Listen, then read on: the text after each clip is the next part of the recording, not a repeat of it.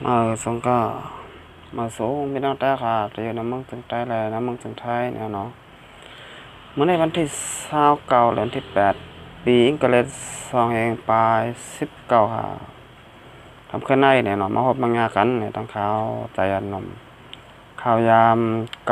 9:40ในถึงไทยเนี่ยเนาะคำในก่อมาพบมางานกันเนี่ยเนาะมาอบมาหลัดลองการบ้านการเมืองการแท้งเนี่ยเนาะพยายามเมื่อแล้วเนี่ยเนาะวันเมื่อค่ะทางเมืองจึงใต้ปอดห้องเนี่ยก็ตึกสุกยุงอ่อนก้าวใบอยู่เนี่ยเนาะเอาค่ะ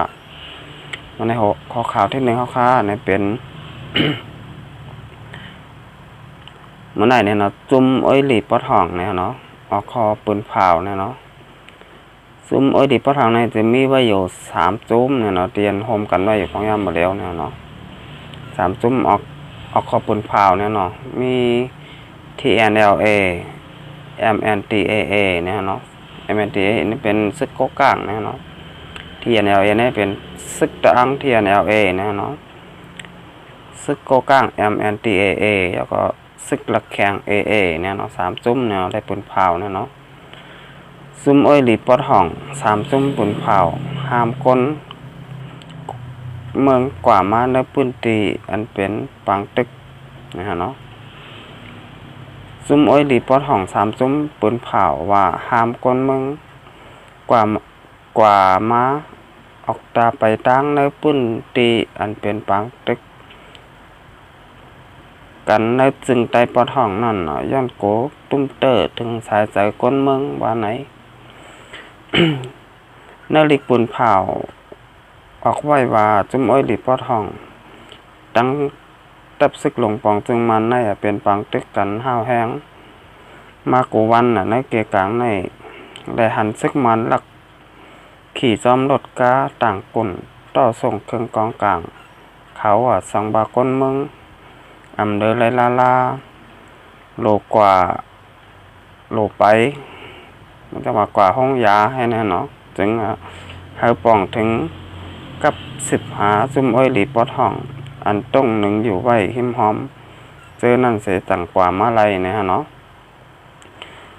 สังวาพี่น้องเขาคาเนี่ยเนาะคนเมืองที่อยู่ในเมืองจึงได้ปอดห้องเนี่ยเนาะสังวาโลกว่าโลมาเนี่ยเนาะซึกอ้อยหลีป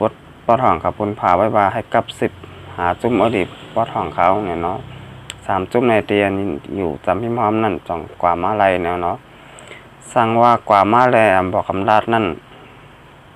ขาล่ามตัวแต่อัปเดตงายื้อเนี่ยฮะเนาะ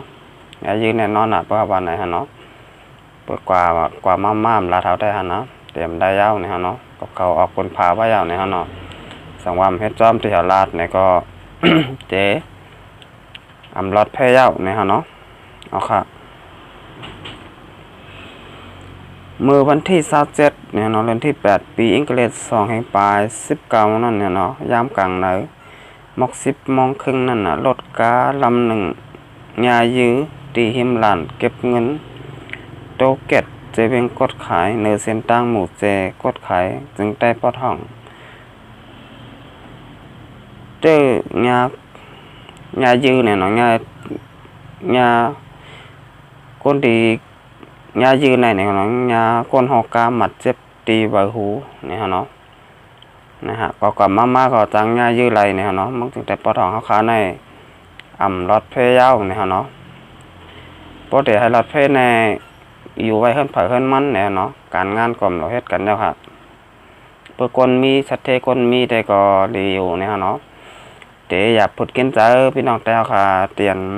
หาเลี้ยงต้องวันเดียววันนั่นเนี่ยเนาะเตียนเฮ็ดกินกันได้บ้านเนี่ยเนาะอันไหนพุ่มกว่าก็ไม่ได้กินเนี่ยเนาะก็มีเผยมาหาแรงเนี่ยเนาะก็ติดทุกข้าอยากปุดกินใจเต้เนี่ยเนาะพี่น้องแต่ค่ะที่เนาะมึงถึงได้ปอดห้องเนี่ยเนาะเตียนเป็นสเต็กคนมีเนี่ยได้คุดหลุมคุดลูกอะไรอยู่ในลูกในหลุมเนี่ยเนาะฝังอะไรก็มือข้าวเนี่ยเนาะก็เป็นสเต็กคนมีเนี่ยเนาะคนมีแต่ก็เด็กแค้นอยู่เนี่ยเนาะแต่คนกาคนขายก็เด็ดเลยตกตั้งอยากผดเหมือนกันเนี่ยนะก็จังกล้าขายเย้าเนี่ยเนาะสมกกว่ามาเนี่ยก็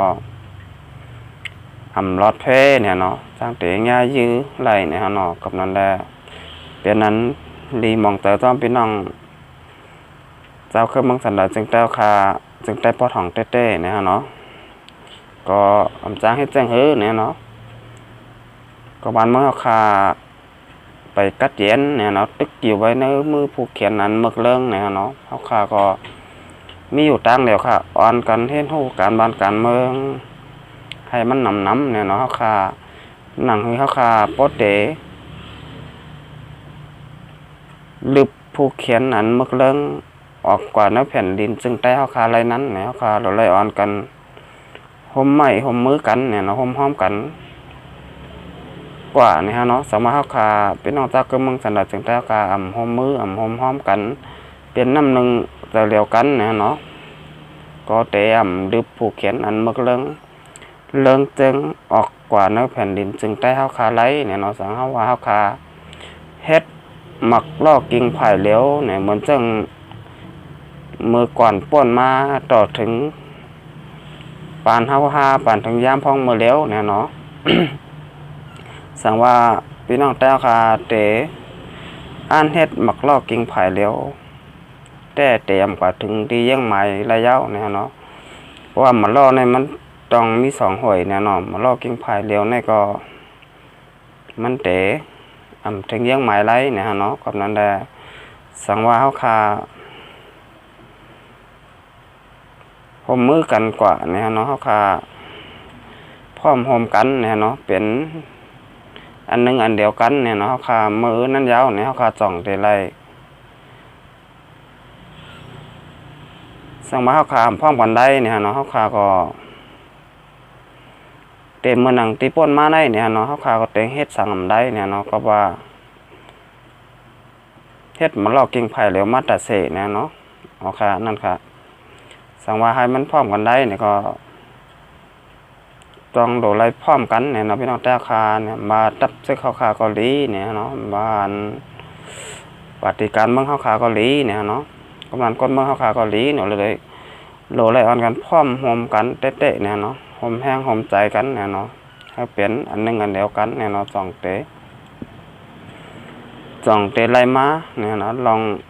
พร้อมห่มกันเนี่ยเนาะสมมติเขาพร้อมห่มกันในเฮ็ดสังก็มันเตะง่ายเนี่ยเนาะมันเตะหยาบเย้าเนี่ยเนาะสมมติเขาพร้อมห่มกันได้เนี่ยก็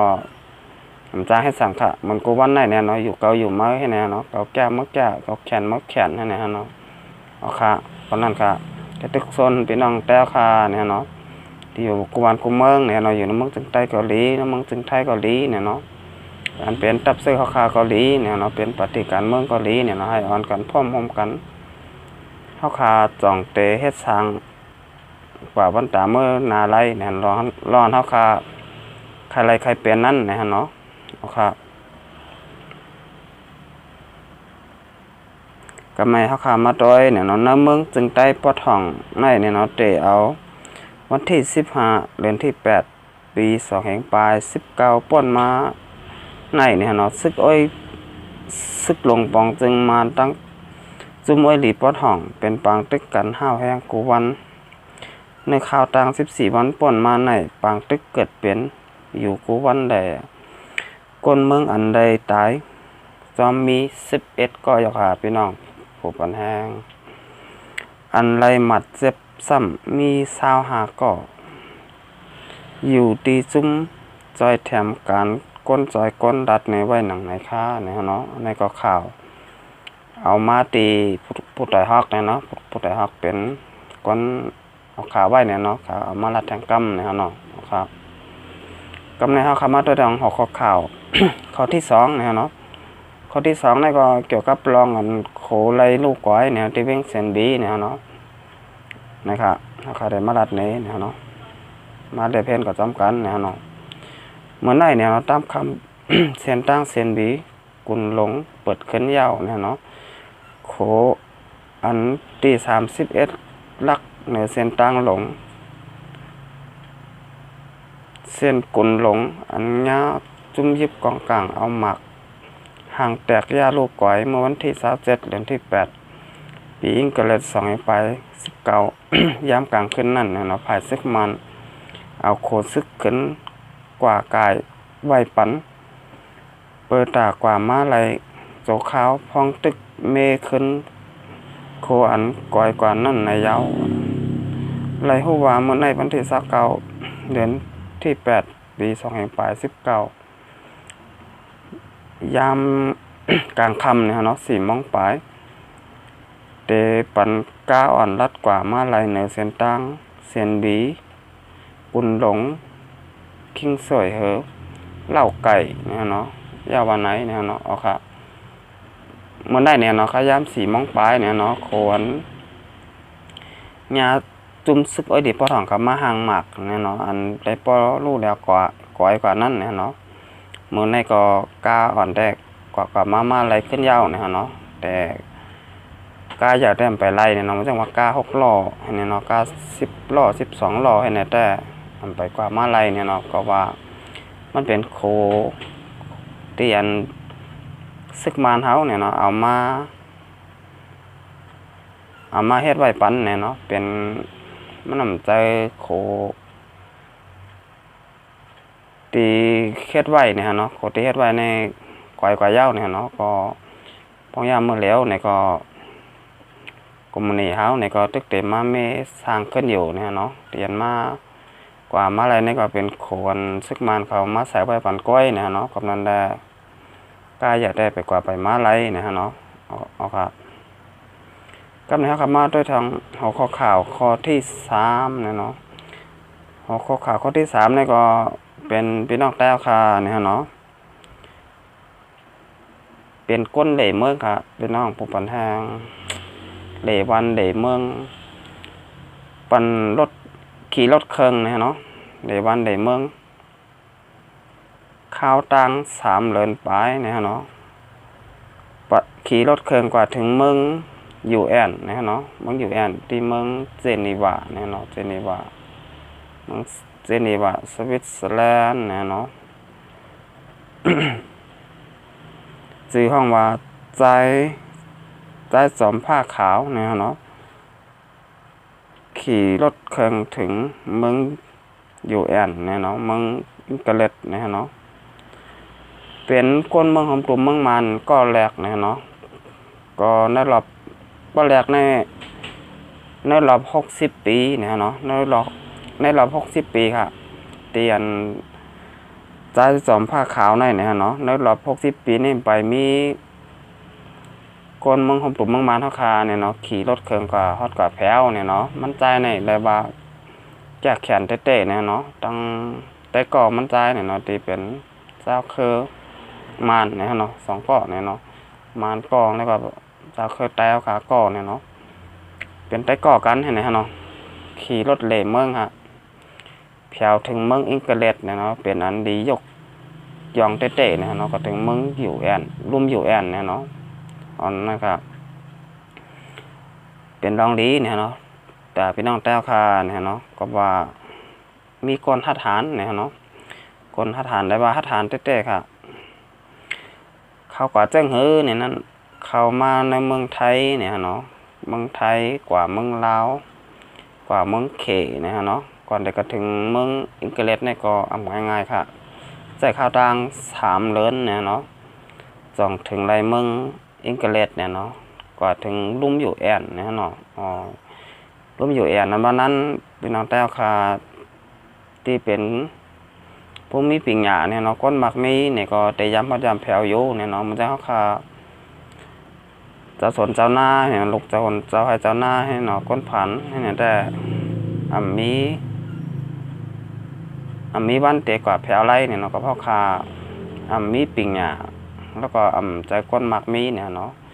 ก็พอแรงยินข่าวมันก้อยเนี่ยเนาะว่าลุ่มอยู่แอนเนี่ยเนาะอยู่ตีเหลือมีตีเหลืออันมันนั้นฮอตแผวไรเนี่ยเนาะย้อนนั้นได้หันไปน้องแต้วคาเนี่ยเนาะได้กว่าฮอตกว่าแผวเนี่ยก็เป็นอันดีจมจ้อมเต้ๆเนี่ยเนาะเอาค่ะนี่ก็เอาข่าวมาตีพวกไต่ฮอกเนี่ยเนาะไต่ฮอกเอาออกไว้เนี่ยเนาะเอาค่ะกำมาสูตรเนี่ยนะย้อนให้พี่น้องแต้วคาเนี่ยเนาะมาติดตามปันนะสังวากรรมะด้วยคลิปขาวจะหยดหนุ่มแล้วก็เนี่ยก็กดไลค์กดแชร์กดติดตามปันช่อง YouTube ขาวจะหยดหนุ่มกันนำเนี่ยเนาะก็ว่ากดติดตามแล้วก็มีเต้ๆเนี่ยเนาะ ไปน้ำเสด็จครับมาด้วยเหมือนจังYouTube ของ พี่น้องแต้วค่ะที่เพิ่นมีชื่อเสียงกว่ายาวเนาะมันยังปิใจายแสนปลายเมืองเนี่ยเนาะแสนปลายเมืองเนี่ยก็มีคนติดตามนำเต้ๆเนี่ยเนาะก็ว่าเพิ่นเฮ็ดมาปียาวข้าวถึงยาวเนี่ยเนาะมันข้าวแต่ก็ตึกเฮ็ดก้อยเนี่ยเนาะก็มีหลายรองหลายแมวที่มันไปแคมป์เนี่ยเนาะมันจังว่ากองไทยเนี่ยก็ใช้มือถือถ่ายก้อยเนี่ยเนาะก็ภาพมันก็ไปแคมป์เนี่ยเนาะก็ไปมีเงินซื้อฮะได้ซื้อกองไทยเนี่ยเนาะแต่ว่าตึกเฮ็ดก้อยเนี่ยเนาะตึกเหมือนจังว่ามือใหม่ฮะเนาะเป็นมือใหม่กับนั้นได้เนี่ยสำหรับพี่น้องแต้วครับเข้ามาด้วยคลิปข่าวสายหยัดผมก็อ่อนกันมาปันเน็ตปันแห้งเนี่ยเนาะนึงก็มากดติดตามปันก็นำอยู่เนี่ยเนาะครับพี่น้องแต้วค่ะเข้ามาด้วยก็ช่วยกดติดตามปันน้ำเนี่ยนะครับข่าวสายหยัดหนุ่มแต่ละมีแห้งใจเนี่ยเนาะเฮ็ดคลิปออกมาแทงตั้งน้ำเนี่ยเนาะออกค่าอนุโซดเนี่ยย้อนโซดพี่น้องแต้วค่ะที่อยู่น้ำเมืองถึงใต้เลยน้ำเมืองถึงไทยเนี่ยเนาะอะไรมีเงินมีคำกันนำกุกก้อนเนี่ยเนาะออกค่ะมาสังกัด